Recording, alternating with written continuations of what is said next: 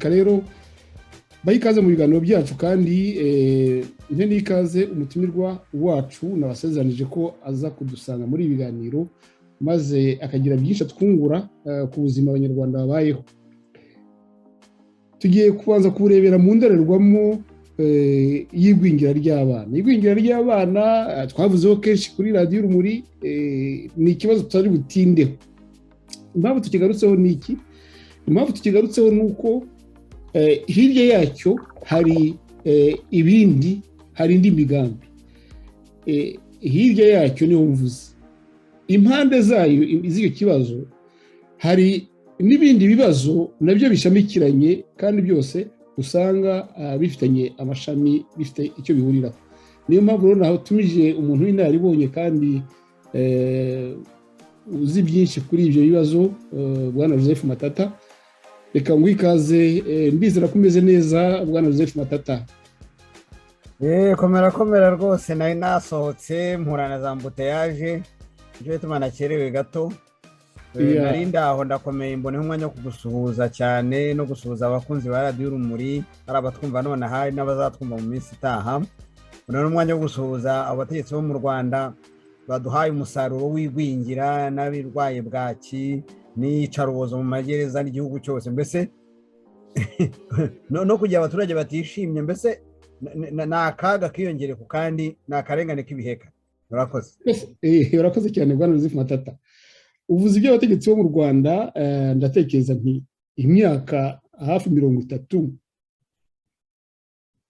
umuntu wafashe ubutegetsi afite imigambi,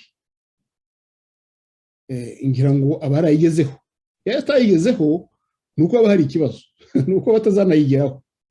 Ubundi ahandi ubutegetsi busimburanwa, ubwo bwagombye gusimburwa n'ubundi bwo bugera ku nshingano zabo. Ikintu cyo kugwingira kw'abana, bafashe ubutegetsi mu Rwanda, icyo kibazo navuga ko kitabagaho. Ntabwo cyabagaho rwose, uretse wenda nk'abantu b'abakene bake barwazaga abana inzoka, wenda bafite n'ubujiji, ariko bari bake cyane. Ndabyibuka ko baduhaga imibirizi ngo tutazarwara inzoka. Aha turavuga FPR imaze imyaka hafi 30 ku butegetsi, ariko icyo kibazo cy'igwingira ry'abana yasanze kitariho, cyaravutse. Kimaze kuvuka imyaka 30 irashize, none ntabwo yashoboye kugikemura.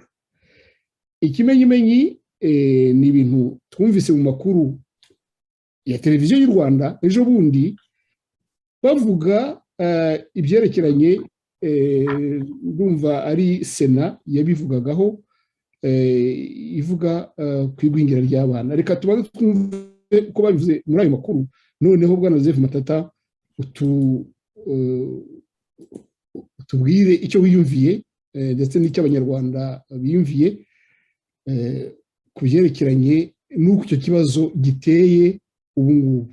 Baravuga abana bo muri Ngororero ngo bagwingiye hejuru ya 50%, ukuvuga hejuru umwana umwe kuri 2 umwe aragwingiye, ndetse binarenze. Reka tubanze twumve uburyo aho mu makuru babivuze, noneho tubiganireho dufite icyitegererezo cyangwa se icyo duheraho.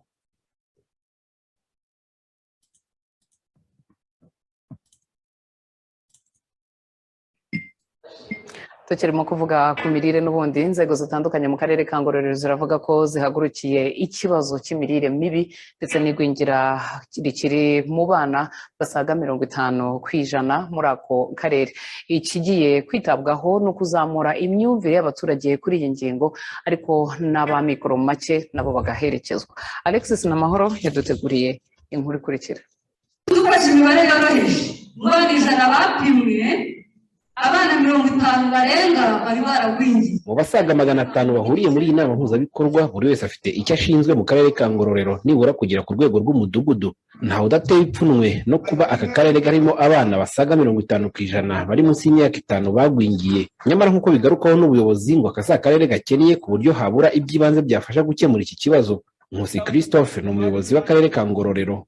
Tutegereye umuturage twabonye ko ntacyo bihindura, niyo mpamvu mubona inama njyanama y'akarere n'ubuyobozi bw'akarere muri rusange twamanutse ngo twegere abaturage, bive mu magambo bijye mu bikorwa, kugira ngo twerekere abaturage ingamba zose zishoboka, abana bacu bakure bafite ubwenge bwuzuye, kuko turabizi iyo umuntu yagwingiye yaba ari imitekerereze, imikorere nabyo biba byaragwingiye. Hari na gahunda nyinshi zihari zigendanye no gutanga amata ku bana, gutanga amafu y'ibikoma, gutanga amagi. Ibikorwa bizafasha mu kuboneza imirire birakorwa kugera ku rwego rw'umuryango.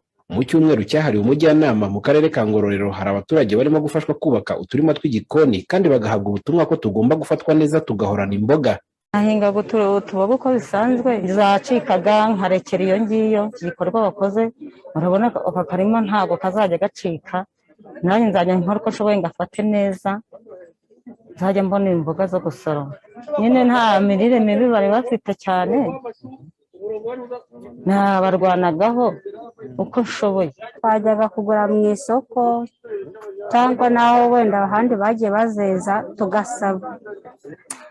Izuba niriva nzazivomera nzibagarire, mu gihe twabaga twabonye amafaranga nibwo twajyaga kugura imboga, ntabwo twaziryaga uko bikwiye. Muri iyi gahunda ingo 320 mu mirenge 13 igize akarere ka Ngororero ziri mu cyiciro cya mbere n'icya kabiri zigomba guhabwa imirama y'imboga yagenewe guterwa ku turima tw'igikoni. Beterave zongera amaraso, kandi beterave mu mezi 2 ubusaruye. Ukuriye inama njyanama y'akarere ka Ngororero, Jeannette Nyiramasengesho, avuga ko icyifuzo ari uko ibikorwa barimo muri iki cyumweru cy'umujyanama nibura byasiga bizamuye imyumvire y'abaturage ku ngingo y'imirire mibi n'igwingira. Ni ngombwa yuko buri muntu wese abyumva ko ari ibye. Dufite gahunda yo kugira ngo habeho kwigisha, inama njyanama haba ku rwego rw'umurenge, urwego rw'akagari, begera abaturage babafashe mu gukemura ibibazo bafatanije n'ubuyobozi bw'akarere. Ubuyobozi bw'akarere ka Ngororero butangaza ko gahunda yo gupima abana igiye kujya ikorwa badategereje iya rusange itegurwa ku rwego rw'igihugu nko mu cyumweru cyahariwe ubuzima bw'umubyeyi n'umwana. Biteganijwe ko mu kwezi kwa gatatu hazapimwa abana bose bafite guhera ku myaka 5 kumanura, mu gihe ubundi iyi gahunda yakorwaga hitawe cyane ku bafite hagati y'amezi 3 n'imyaka 2. Ikindi gikangurirwa abayobozi kugera ku midugudu no gukurikirana uburyo inkunga zitangwa muri iyi gahunda yo kurwanya igwingira zigera ku miryango izikeneye, kuko bikekwa ko zaba zikoreshwa nabi. Alex Namahoro, mu Ngororero.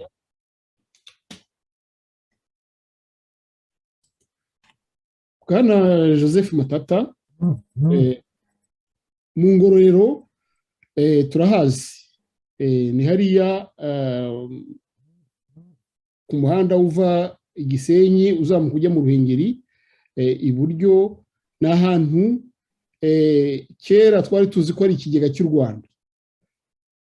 N'ahantu habaga abantu ubona ko baba mu biryo, bahitaga mu biryo. N'ahantu habaga abana bakomeye ubona bahaze bariye. Aho ndavuga mbere yuko FPR ifata ubutegetsi. N'ahantu havaga ndetse bavanaga abasirikari benshi b'igihugu, kuko niho habaga abantu bariye bakomeye bafite icyo bitaga pinya wari uburebure n'umuzenguruko w'agatuza. Bari bakomeye.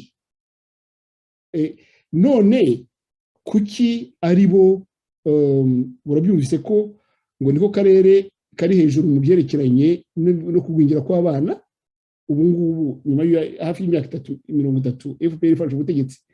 Ibyo bintu byaje bite? Abo baturage ko ari bamwe bari bahari n'ubu bagihari, wowe wisobanura ute nk'umuntu umenyereye imibereho y'abaturage hariya muri kiriya gihugu ndetse n'ubutegetsi bwa FPR uburyo buteye? Bwana Joseph Matata, urakoze cyane kumbaza icyo kibazo.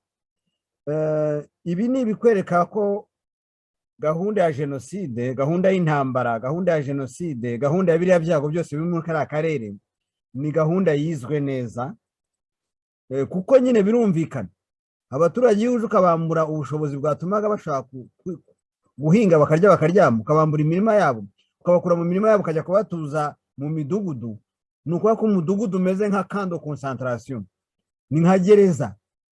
Abantu ukabakura epfiriya mu masambu yabo bari bamenyere kugira uko bayabamo, bagiragamo udutungo, wari ufite ingurube, wari ufite intama, wari ufite ihene, wari ufite inka, bagafumbira badakeneye kugura amafumbire. None ngo basiga bagura amafumbire yo kugira ngo beze ibiro bingahe by'ibigori iyo bitarumbye. Noneho nabyo bakabijyana muri ya makoperative y'amabandi, ndayita neza y'amabandi ko n'amakoperative adafite icyo amariye abaturage. Ibyo bintu bindi byo kubakura mu mirima yabo byatumye abaturage bagira ibibazo byo kujya guhinga kure, cyane cyane ko n'ibyo bahinzeyo biyibwa. Dufite abavandimwe bacu bafite amasambu atari hafi y'urugo, barabiba kandi bakabiba byitwa ko ngo hari amarondo. Ibyo by'amarondo nabyo ni ibintu, ni umuderi mushya FPR yazanye. Niba deja yarashyizeho amarondo nuko ikibazo cy'ubujura gikomeye, kandi ngo kitwa yuko ngo hari umutekano, kandi kitwa ko dufite abasirikare, inzego z'abasirikare ziri mu Rwanda z'abantu bashinzwe umutekano ntizibarika, urumva zingana uruhuri. Ariko ni nako buri munsi abanyarwanda iyo bataburiwe irengero, batishwe, noneho nabo mu giturage nabo nta mutekano bafite kuko imitungo yabo, ibyo bahinga byose nta na kimwe kigabo. Ariko reka ngaruke kuri politike y'ubwicanyi, kuko ibi bintu byo kugira ngo abana bagwingire ni uburyo bwo kubica, ni uburyo bwo guhekura igihugu, kuko none se igihugu cyari kuzaturwa n'aba bana.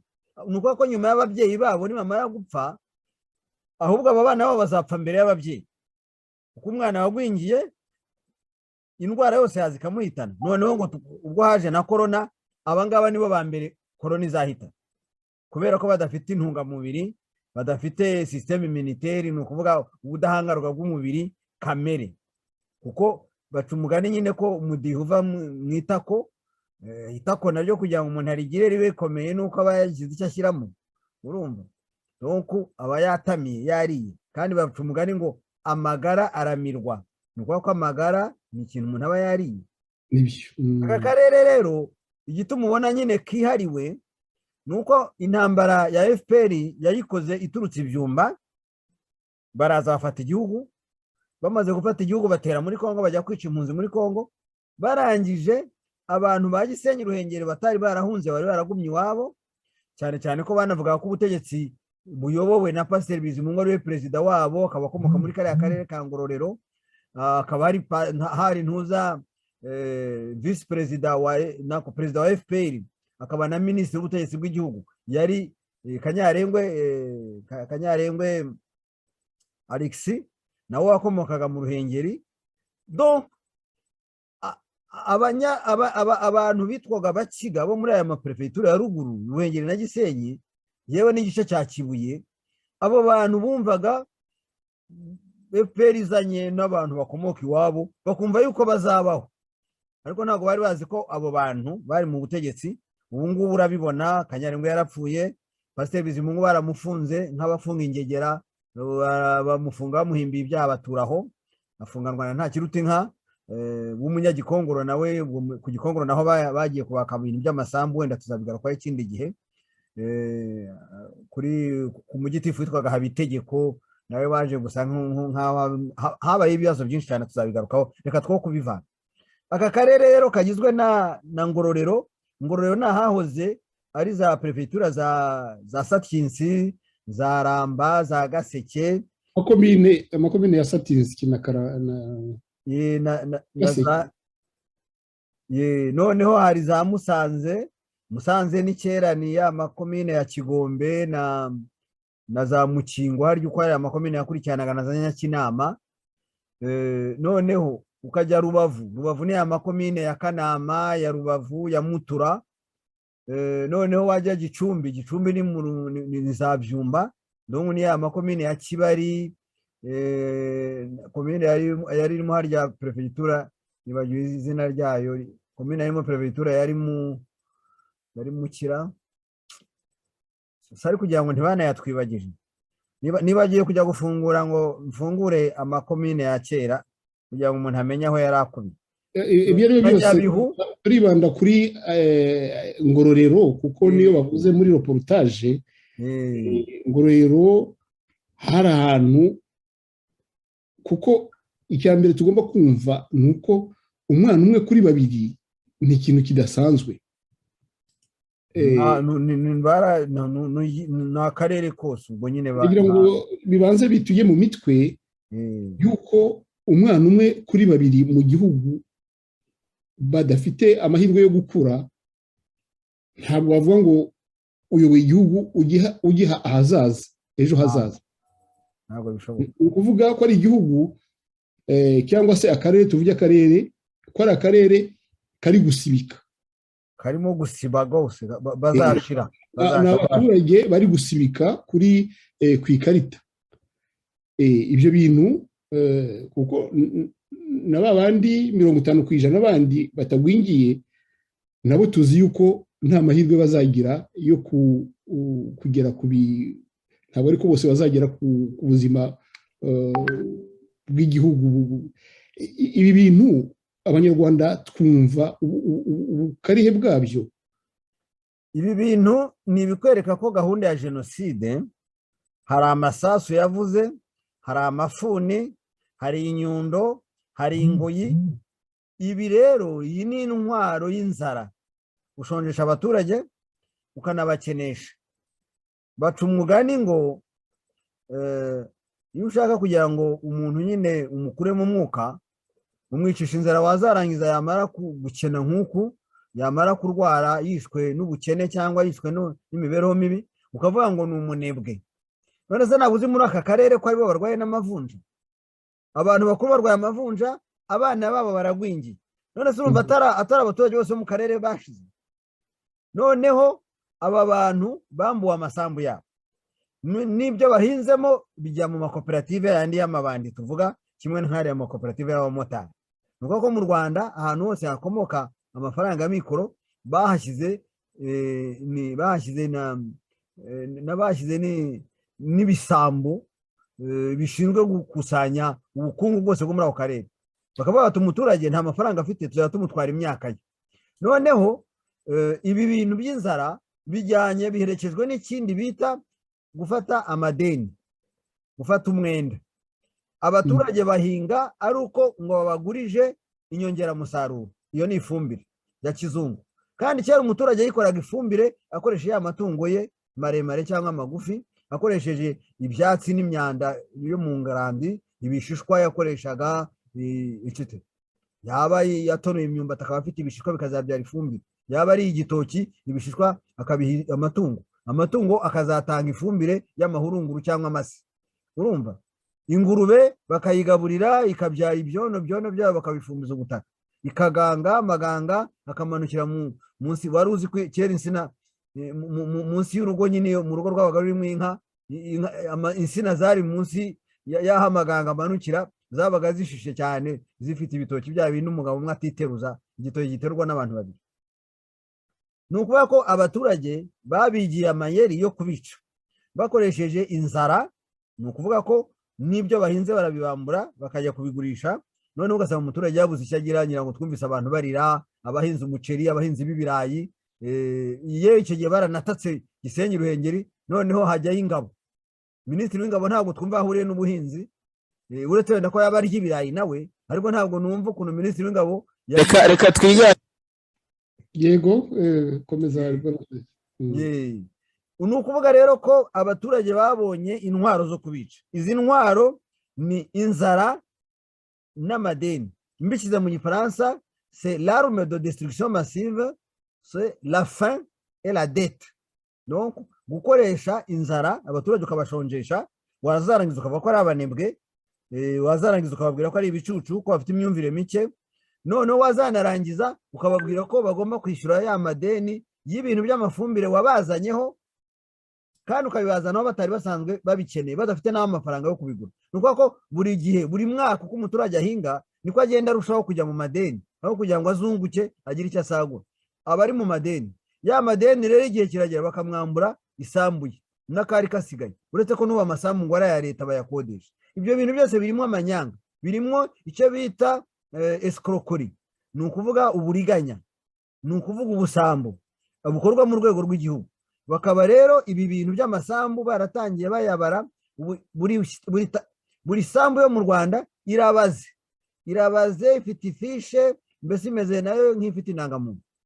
Aba baturage rero urumva barimo kuvuga ngo babazaniye umurama, ngo bazabazanira umurama wo gutera dodo, ngo wo gukora za beterave n'ibindi. Ariko dodo mu Rwanda nta muntu wakeneraga umurama wayo, byarimezaga bikimeza bikuma bikongera imvura yagwa ntawe ateraga, dodo zarimezaga comme de mauvaises herbes, nk'ibyatsi bibi, urumva byarimezaga. Donc ukuvuga rero ngo ubu ngubu ntabwo bazakugira, baravuga ngo usibye n'ibyo mbese batanga ibisubizo wumva bidafite aho bihuriye n'ikibazo, ngo babazanire imirama bahinge. Ariko nk'uko tugiye kubireba, tugiye kubibona ko amasambu aho kubihinga batacyafite, abaturage batacyafite, bakuyemo amasambu babajyana mu mudugudu amazi aregeranye. Tugiye kubihuza n'ubuzima bwo mu midugudu, niho dusanga koko hari umugambi wuzuye kandi barawize, barahereye muri za gahunda zose bashyira mu baturage. Ariko rero ibi bisubizo, ngarutse kuri ibyo bisubizo batanga, basobanura gute yuko babwira ngo aba baturage ngo bafite imyumvire mike, ngo niyo mpamvu ngo abana babo ngo bagwingiye? Ni ukuvuga ngo ntibazi kugabura, ntibazi guteka. None se abahatuye ubu si bo bari bahatuye mbere ya 1994? None se ubwenge bari bafite bwo kugaburira abana babo ubu bwagiye he? Bwarayoyotse. Ni ikikwereka umuhotozi, bakaba ibisore bakajya mu gisirikari, bakaba ari bo basore mu gihugu hose cyane rwose. Ubwenge bari babufite mbere ya 1994, noneho FPR iraje, ubwenge bugiye he? Kandi icyo gihe ntabwo bakoreshaga ifumbire mvaruganda, bakoreshaga ifumbire bikoreye ubwabo, kubera ko babaga batuye mu masambu yabo. Nyine ibi bintu by'ibisubizo bari gutanga, ibisobanuro bari gutanga, ntaho bihuriye n'ikibazo. Ukavuga uti ese wa mugani ntibaba bafite ibindi bafite inyuma bitafite aho bihuriye n'impamvu z'ikibazo kigitera. Wavuga rero ibyo kubanyaga ubutaka bakabashyira mu midugudu, biriya bintu abaturage bibakubise hasi. Iyo midugudu abaturage bari baranabyanze, bagiye kubakurayo n'imbunda. natwe hano twarabyamaganye, tubabwira yuko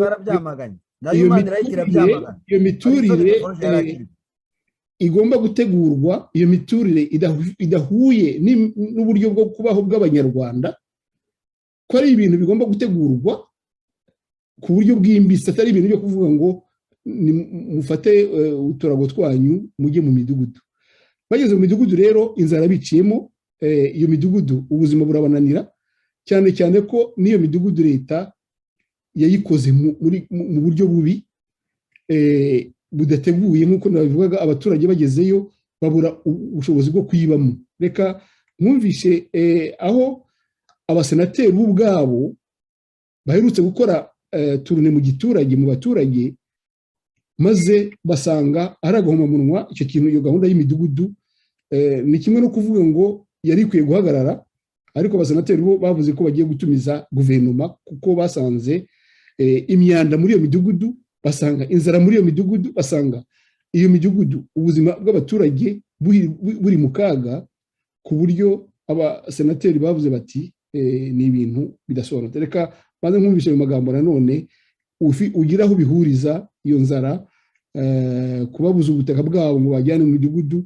midugudu nayo gahunda batateguye, kandi babikoze nkana yo bashaka kubitegura neza. Inama twarazibagiriye, turabwira tuti mube mu bijyane gahoro, mubanze mutegura ubuzima bw'abaturage, noneho bazabe abantu bashoboye kuba mu mazu nk'ayo ngayo. Bo rero babikora buti, ariko ubwo bari bafite icyo bashaka kugeraho. Reka nkumvishe ukuntu abasenateri nabo basanze ari agahomamunwa iyo gahunda y'imidugudu. Reka twiganire kuri raporo y'abasenateri yashyizwe ahagaragara ku munsi w'ejo. Ni komisiyo idasanzwe ya Sena twakunze kubivugaho, yazengurutse hirya no hino mu gihugu ireba imikorere ndetse n'imiterere y'imidugudu y'icyitegererezo yubakiwe abaturage, bareba ibibazo birimo.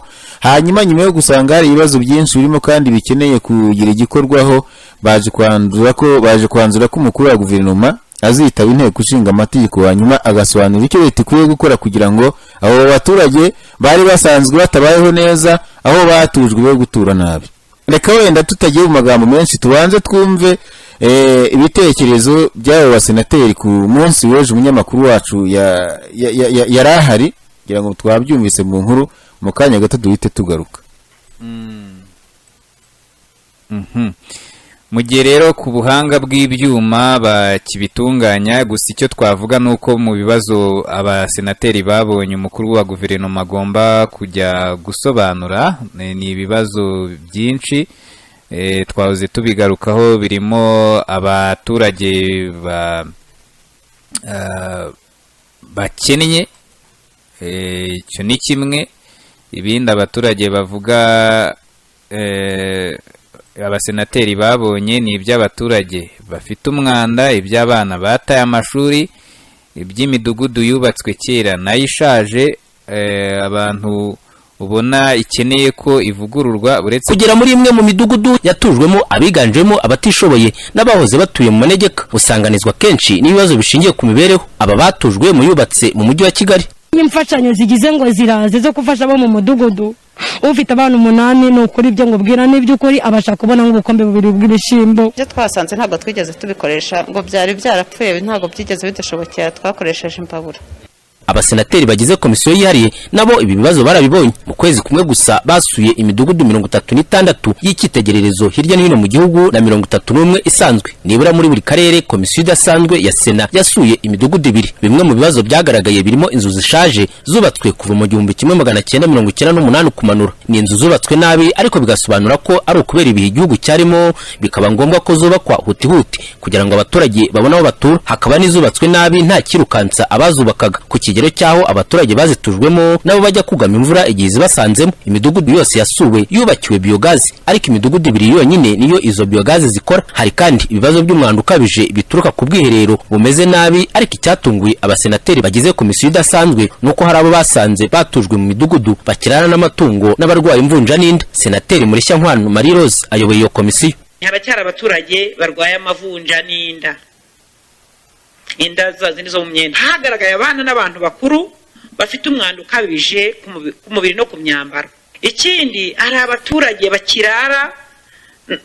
bakirara mu nzu imwe n'amatungo, mwabyiboneye, akaba aryama aha, itungo riraha, ateka aha, nuko nyine bose bakarara mu cyumba kimwe. Niba ari bose ntabwo ari abantu, akarara hamwe n'ayo matungo ye.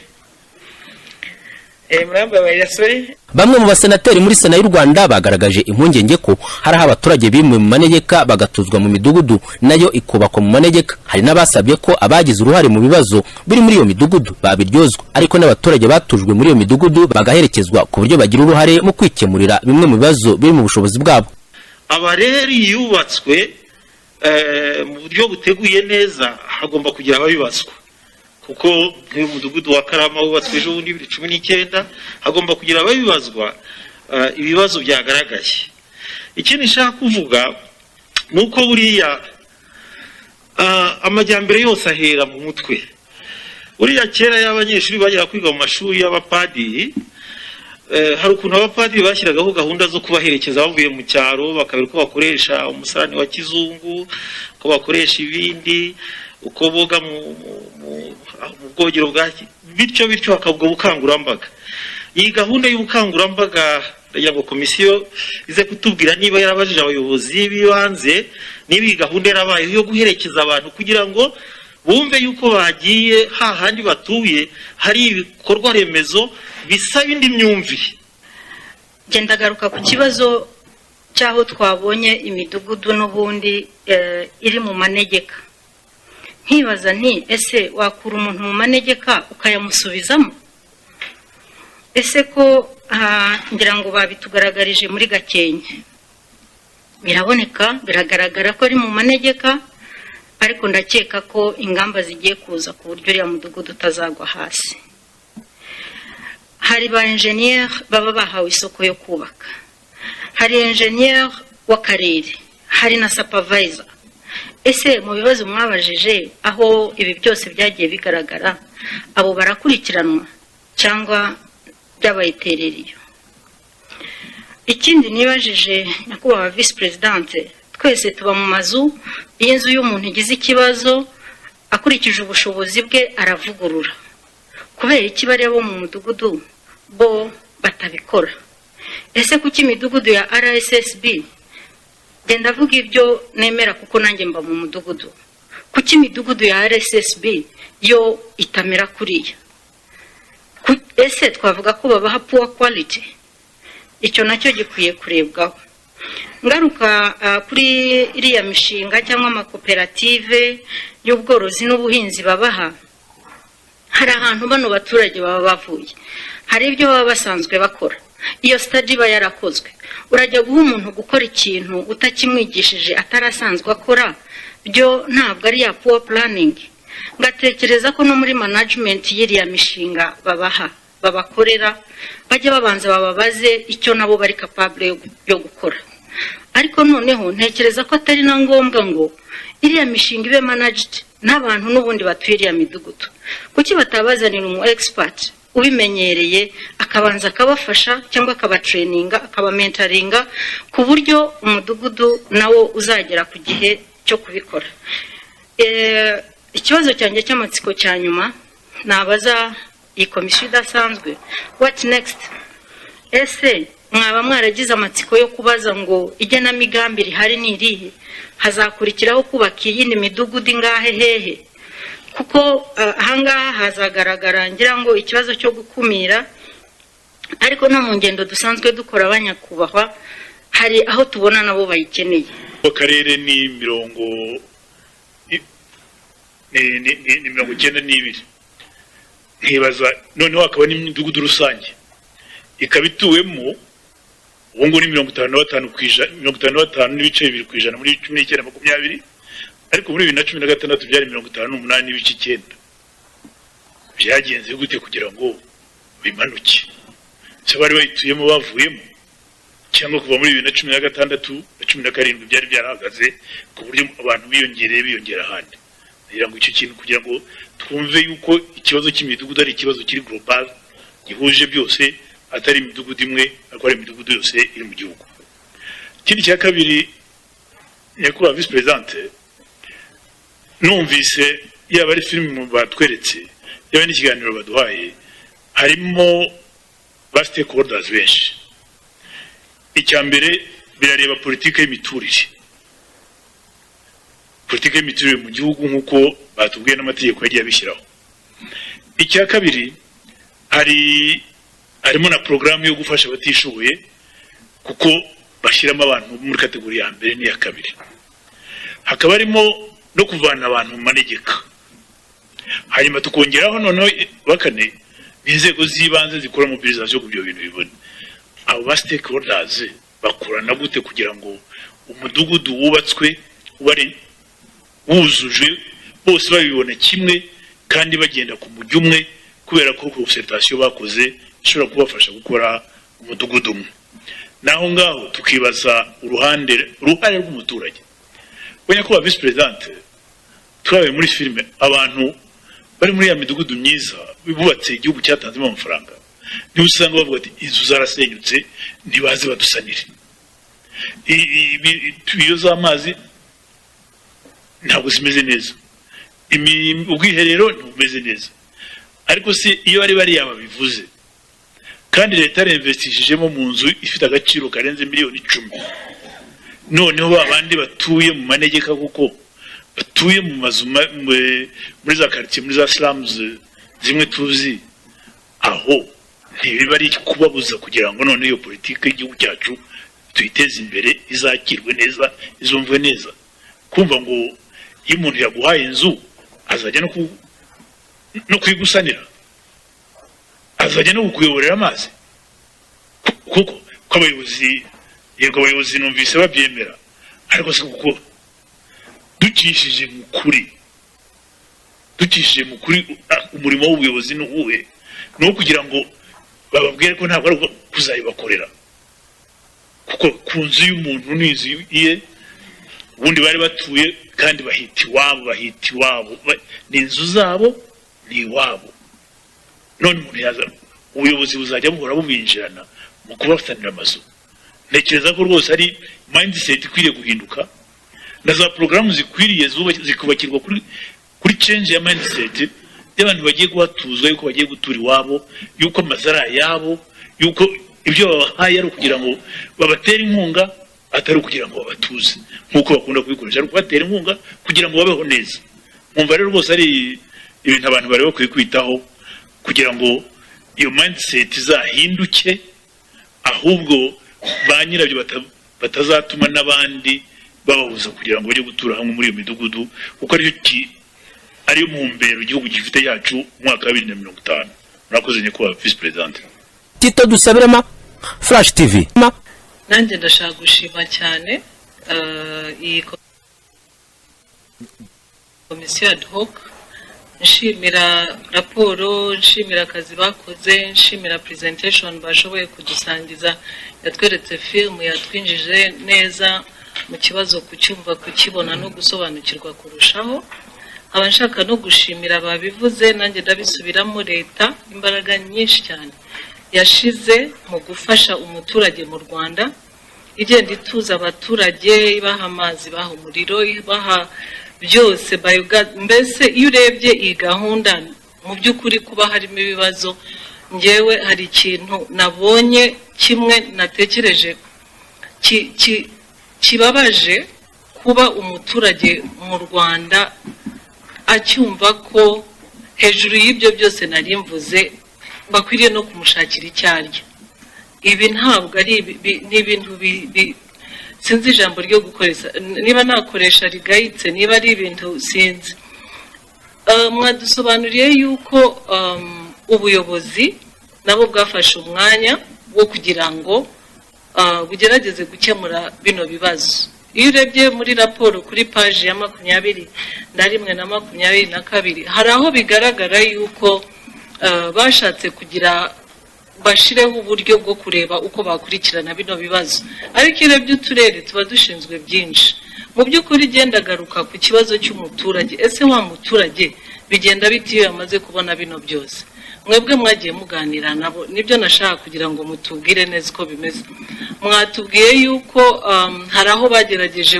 kushaka wenda abayobozi baho hantu batuye bakishakamo umuyobozi yewe ikintu ushaka kugarukaho ni ikintu sosiyali hari byinshi bimaze gukorwa muri gahunda zo kwiteza imbere ariko se sosiyali bigenda bite ba baturage ntago bakwishakamo umuyobozi noneho bagahorana dereve y'ibibazo bafite n'uburyo bwo babyikemurira ubwabo ko je nahoze nibaza nk'ubu ibibazo by'amazi abantu batuye mu mudugudu benshi kuriya tubonye abantu barenga amazu angahe mu mudugudu umwe bicaye bakitoramo umuyobozi ntago bashaka nk'umuvandimwe w'umuplombier akazajya akemura ibibazo by'amazi akantu nkako ngako je nibajije ese mwebwe muganira nabo yego hari aho bigenda neza mwahatubwiye ariko noneho aho bigenda nabi bumva ko bazajya birwa ku karere kujya gushakayo ibisubizo bo ubwabo baratekereza iki nk'abanyarwanda muri gahunda yo kwiteza imbere ariko bitari mu kwiteza imbere mu gushaka amafaranga ahubwo mu kubaho neza mu isuku mu ya sosiyali bavuze kuki bategereza partners baza gufasha kuki bo ubwabo badakora mwatubwiye ko hari aho bashatse kugira ubuyobozi busanzwe nk'uko tubufite aho dutuye twese isibo umudugudu imirenge ariko gihe ibyo ntabwo ari byo ndimo kureba ese abantu iyo batuye muri estate nk'uko bo ubwabo ntibafite umuyobozi w'iyo estate bo bitoyemo muganira nabo bababwiye iki noneho uwo muyobozi bishakiye bo ubwabo bakazajya noneho bagira amanama yo kuvuga ngo tufite ibi n'ibi bibazo uburyo bwo kubikemura twebwe ubwacyo ni ubuhe bakishakamo solution nk'izo ngizo ngewe icyo nicyo nashaka kugarukaho ntatinze. Raporo ni nziza, ingamba za leta ni nyinshi zirashimishije. Ikindi nashaka kuvuga, iyi gahunda itweretse iragaruka mu ya mandate yacu nka senators uko tugomba gukora. Iragaragaza neza yuko iyo tugiye kuri tele ni oversight, ni ukurereva bya bibazo uko twasanze bimeze, dutanga n'ibisubizo, twereka government initiatives zigomba kuba zihari.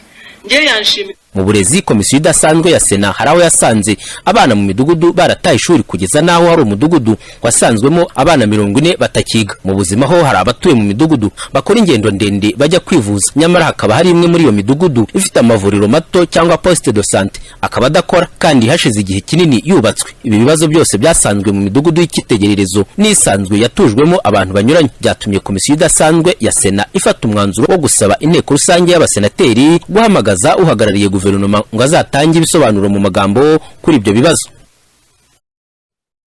Bwana Joseph Matata, iyo audio irangije ni ndende, ariko umvise uruhuri rw'ibibazo biri muri ese iyi midugudu ni umushinga wizwe. Ese niba arizwe wabarizwe ushyirwa mu bikorwa gutya, kuko iyo umuntu yiga umushinga yiga n'ukuntu uzashyirwa mu bikorwa ndetse n'umusaruro uzagira. Ariko ahangaha simenya ko abaturage nyuma y'imyaka 3 baba bakiri bazima. Bwana Joseph Matata, ntabwo ari amagambo yanjye, ni abasenateri babyivugiye bakurikije ibyo basanze muri iyo midugudu. Wabihuza ute n'iyo nzara y'abana n'izindi gahunda za FPR nyuma y'imyaka 30 ubona ari abana bari kugwingira bajya kurimbuka bajya gushira, ari abakuru boherewe bambuwe amasambu ntibahawe ingurane bakoherezwa mu midugudu ngo barabaguraniye amasambu iyo nzu, noneho inzara ikabiciramo ku buryo wumvise ibibazo birimo bagiriye muri iyo midugudu. Bwana Joseph Matata, ni gahunda ntabwo ari ibintu bigwiririye gutya, ari ibintu bigwiririye. Wakwibaza uwo muntu ufite ubutegetsi wakoze izo gahunda, ukibaza icyo yaragamije. Uzi yuko kuri iyi radio Urumuri twigeze gukora uruhererekane rw'ibiganiro twerekana ukuntu bagiye bica abantu, prefegitura par prefecture, donc akarere bakica amakomine, bakica za Gisenyi, Ruhengeri, ibyo byose twarabigaragaje. N'amakomine yo hepfo abageze n'igihe bakoresha za helikopteri mu makomine ariya ya za Gatonde hepfo za Vunga. Noneho ntabwo twambutse ngo tujye muri za Buringa, nibyo twari kuzakomeza nyuma nuko tutakomeje kugira kubera gahunda nyinshi mwagiye mugira. Ariko ni aho tuzabisukurira uzasanga ubwicanyi bakoze bica abaturage, donc babica bakoresheje intwaro, bakoresheje kubaniga, bakoresheje kubanyereza. Noneho ubwicanyi bwakomeje muri aya mayeri, ufata abaturage ugakoresha inzara, ukabashonjesha, ukabashyira muri condition. Ibi ngibi ni kimwe muri bya bikoresho muri za ntwaro za genocide, gushyira umuntu mu buzima buzatuma akuramo urupfu n'abo yabyaye bakazapfa. Nibyo rero ubu bakoze, kandi ndagira ngo mbibutse noneho ko Perezida Paul Kagame nta gihe atavuze yuko ngo bashobora kuvomesha ikiyiko.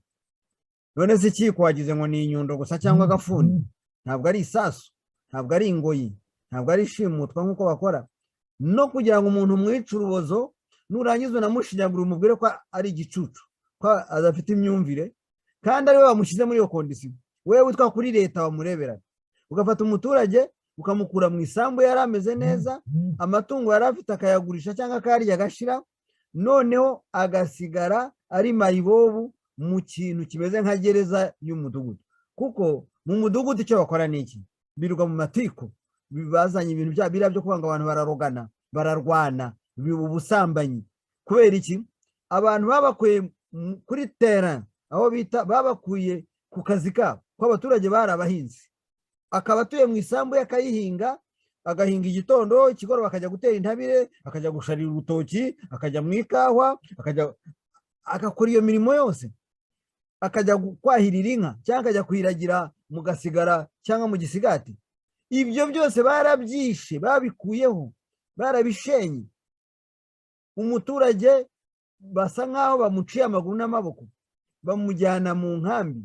Ibi ngibi nibutse ko umuryango wa Human Rights, Harrison de Forge yari akiriho nyakwigendera, yabikozeho bavuga ngo une expropriation des habitants, abaturage kandi bajya kugukura mu nzu yawe bakayisenya, noneho ukaza mu mudugudu ukatura muri shitingi kuko udafite amafaranga n'amikoro yo kubaka indi nzu.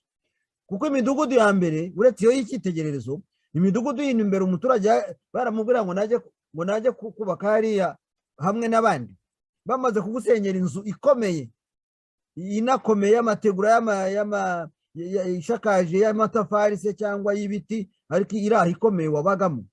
Donc ubwo bwari uburyo bwo kugira ngo bakore nka biriya bya Kangondo, abaturage babakure muri position de force, aho bemvestishije umuntu yabaga yubatse inzu yavuga ati nzasazira aha, urumva akubaka inzu yijyanye n'abana afite.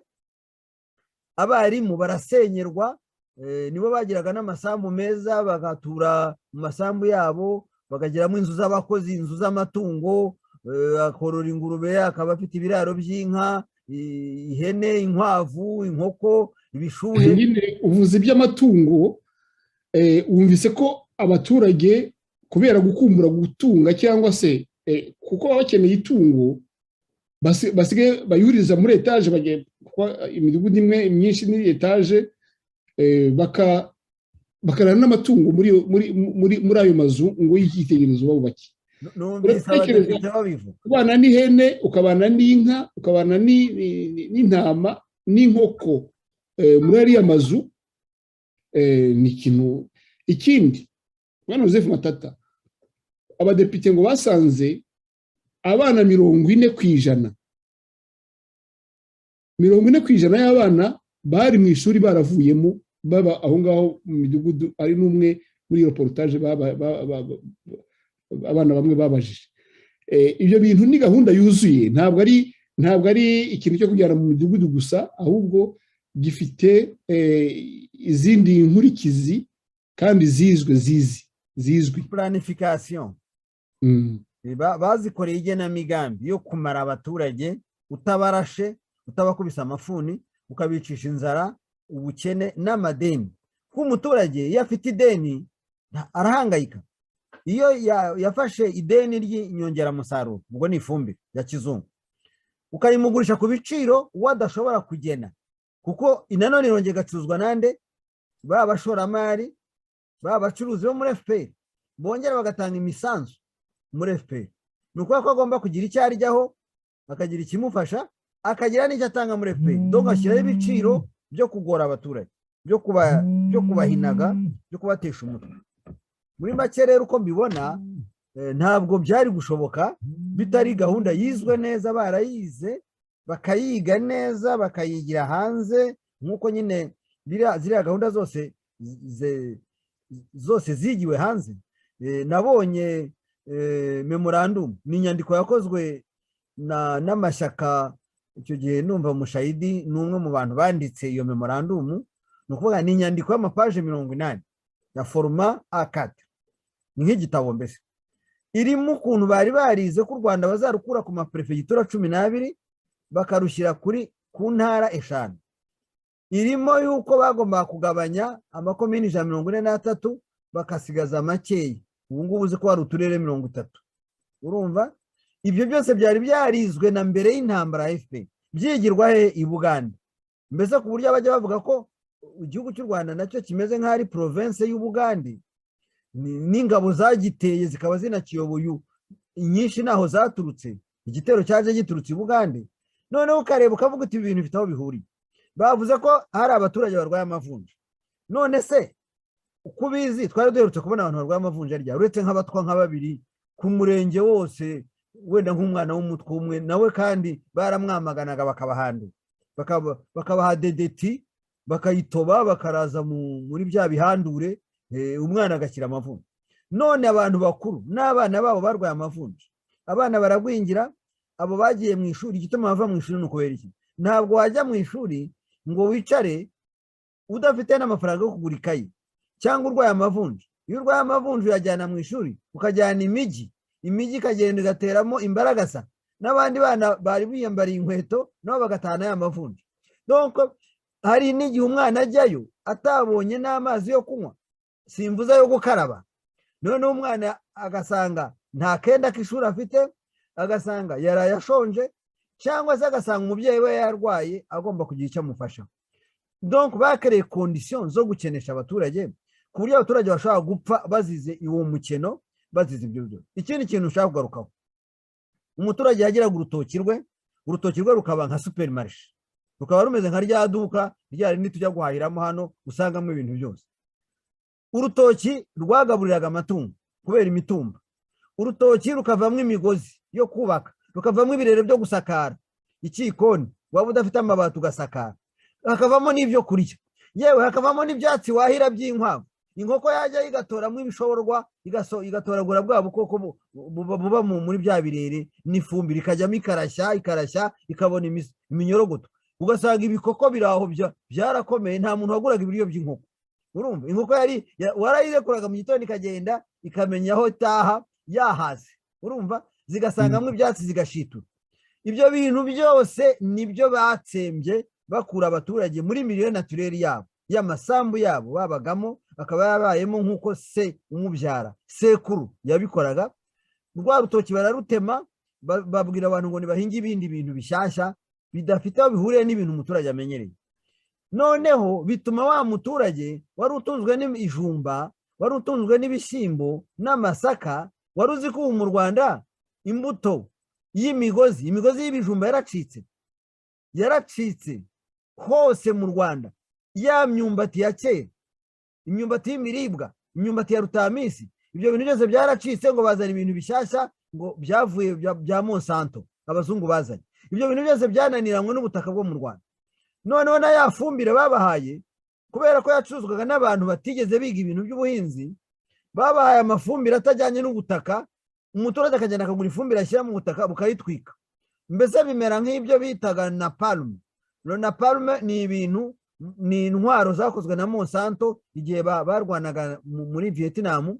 Monsanto ikora ibintu bimeze nk'amafumbire banyanyagizaga mu butaka bwo muri Vietnam, byishe ubutaka pendant 50-80 ans.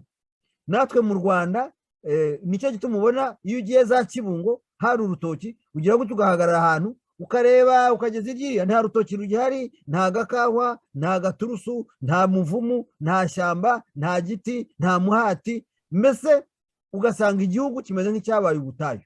Uretse iyo baba bejeje ibigori niho ubona wenda harimo ikintu cyenda kumera wenda nk'urubingo. Ibyo byose bafashe abaturage barabasenyagura. Noneho umuturage asigara yanitse ku gasi ku mudugudu. Mu mudugudu niho kujyana umuntu ukamutera ku muhanda umukuye mu isambu ye, akaba nta n'ikintu akuyeyo. Narigiye kuvuga ngo ibyo bintu tubwiye bidukuye umutima cyangwa bikuye umutima abanyarwanda. Nibuka ko atari wowe ubivuze, nibuka ko twavuze turi gusubira mu byo abadepite bavuze, bari abanyamakuru bagiye mu midugudu n'abasenateri bavuze.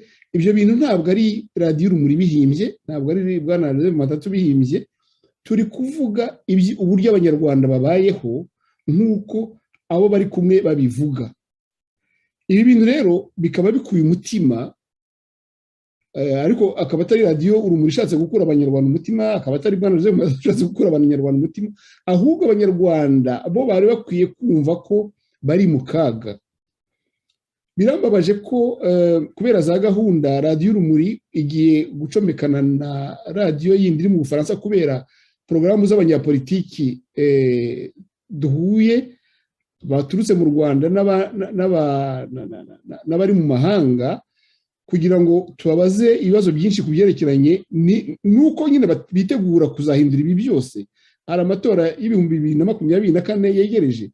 Niba baremeje gukora politiki, bagombye ibi turi kuvuga, bagombye kutugaragariza uburyo byahinduka n'uburyo bizahinduka n'ukuntu bazabikosora. Nkaba ngira ngo ngusabe iki kintu tuzakigarukeho kuko ni ikintu kinini cyane.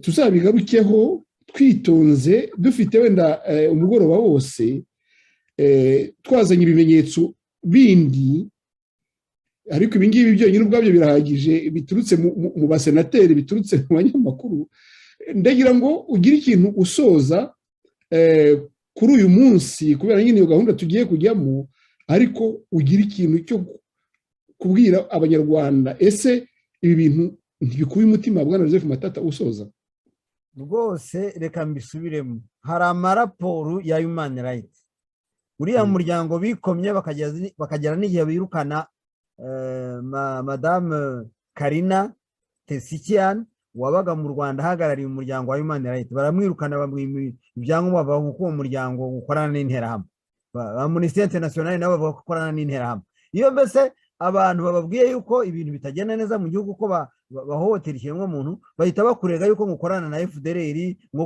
gukorana n'imitwe y'iterabwoba mbese mu Rwanda nicyo gitutsi batuka abantu nibyo biri abakoreye Rusesabagina bajya kumushimuta n'ibiki byose donc amaraporo arahari natwe ubwacu mu muryango wacu ikigo kirwanya umuco wo kudahana no kurenganya mu Rwanda twakoze komunike 90 numero 94 dukora komunike numero 95 94 twerekanaga ukuntu ubukene bwo mu Rwanda ari leta yabuzanye ko yafasha abaturage yari isanze bahungabaye bafite uko babayeho irabambura neza ibatera Gatarina irabacucura irabacucuma irabambura komunike numero 95 nesobanura ibyo gutema urutoki nerekana agaciro k'urutoki n'akamaro karwo wari uzi ko ubwo hari mu mwaka wa 2006 ubu turi mu mwaka wa 2022 donc washize imyaka 16 ibyo bintu nari narabihanuye icyo gihe bari bageze za Gitarama batema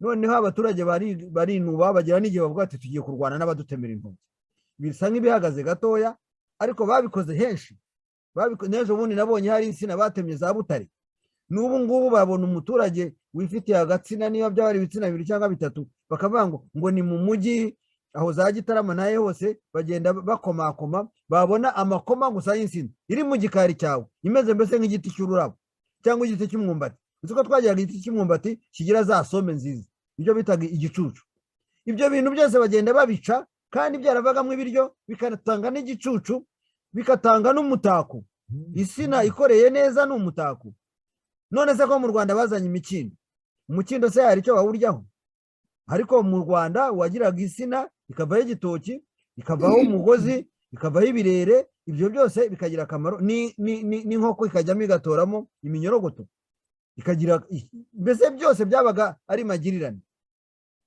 ubwo rero ayo maraporo yose arahari ari izo raporo za Human Rights ari ayo makomunike yacu ndayendaza kuyakoherereza ibi bintu rero ndagira ngo mbihuze nerekane ko ubu bavuga ko u Rwanda ruri muri Commonwealth u Rwanda muri Commonwealth bivuze Commonwealth wumva icyo bitaga Empire Britannique ni ukuvuga biriya bihugu bikomeye by'Abongereza n'Abanyamerika bishinjwa ko mu myaka ya kera byagiye bigera mu gihugu bigasanga abaturage bafiteho imibereho yabo gakondo bakabazanaho y'amajyambere agamije kubica ku buryo nyuma y'imyaka 20-30 wasangaga abaturage barapfuye bishwe n'inzara n'ubukene bagapfa neza bakabura noneho b'Abanyamerika b'Abongereza bagasigana ubutaka abaturage barapfuye mwibuke ko Abanyamerika abo bita les Amérindiens imiryango myinshi les tribus indiennes imiryango myinshi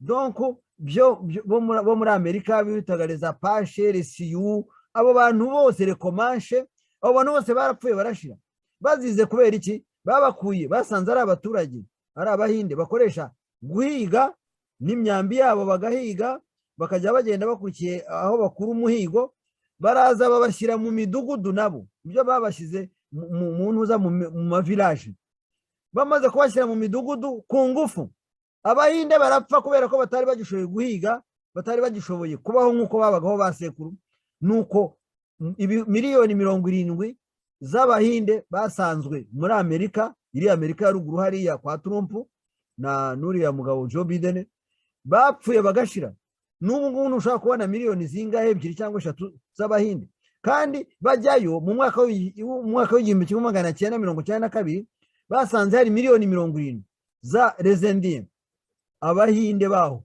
ari nacyo gituma babuse baketse ko ngo bageze muri yende kandi ari Amerika bagezemo. Ibi rero babikoze no mu Buhinde. Ubuhinde buriya bwa Gandhi ajya guhangana n'Abongereza bari baraje gukoloniza, baraje kubashyira mu bucakara, basanze Ubuhinde bufite ubwoko 22 bw'imiceri. Basanga hariya muri Bangladesh bitaga Robengal, basanze ari cyo kigega cy'ibiryo nk'uko hariya tuvuga za Ngororero, za Musanze, za Gicumbi, za Rubavu, hariya hose za Nyabihu, nibo bari ikigega cy'u Rwanda. Niho havaga ibirayi, niho havaga ibintu byose. Hari abantu bakomeye, niho havaga abasirikare bajyaga mu ngabo z'u Rwanda. Kubona rero ubu ngubu aribo barwaje bwaki, abandi bakaba barwaye amavunja, ni ukubera ko barabakenesheje. Ni gahunda yateguwe, ni gahunda y'ubugome, ni gahunda ya jenoside. Numva arabona arangiriza nerekana ko ndaza kubikoherereza ayo makomunike twakoze, twarayakoraga tunatanga, tuzabyifashisha, ariko barakomeje. Ari nacyo gituma ubu ngubu barimo kuvuga ngo abadepite bagiyeyo. Ibi byatkorwaga n'abasirikare. Abasirikare nibo bakoze ibi ngibi. Nabyo ni uburyo bwo kwica abantu, utabakubise amafuni, utabarashe, udapfushije amasasu yawe ubusa. Abaturage bazashira, kuko aba bana bose bagwingiye ntibazabaho, bazapfa batari bagira imyaka 15. Ababyeyi babo barwara amavunja, bishwe n'agahinda, bishwe na depression, donc guhahamuka. None se uzaba warabyaye abana 5 bose bagwingire, numara kubahamba, none se uzabaho?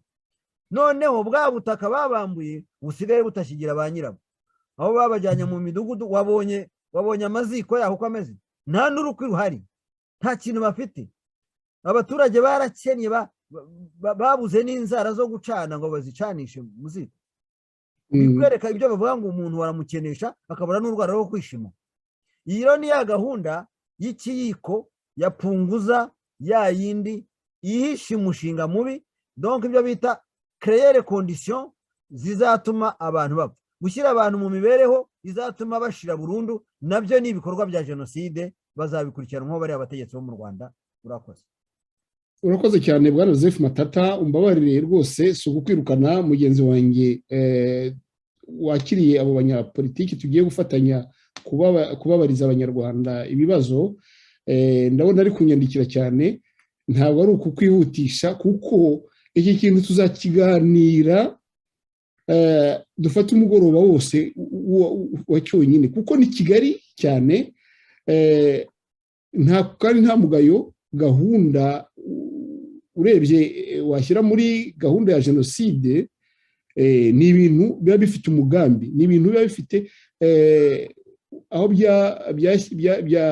byateguriwe kubishyira mu bikorwa, bagateganya abazabishyira mu bikorwa, ndetse na nyuma yaho tukazabisesengura. Bwana Joseph Matata, rwose nzagutumira abadukurikiye babyumve. Iyo gahunda yadutunguye y'abanyapolitiki niyo tugiye kujyaho, ariko rwose tubasezeranye yuko iki kintu uburemere bwacyo budusaba yuko tuzakigarukaho kandi tukagiha umwanya uhagije. Ndagushimiye rero kandi nkwifurije umugoroba mwiza Bwana Joseph Matata, ngushimira yuko buri gihe uko twiyambaje uduha kunaribonye yawe. Uramukiwe, ukomere Bwana Joseph Matata. Ukomere cyane, urakoze nawe rwose, ikiganiro cyiza cyane.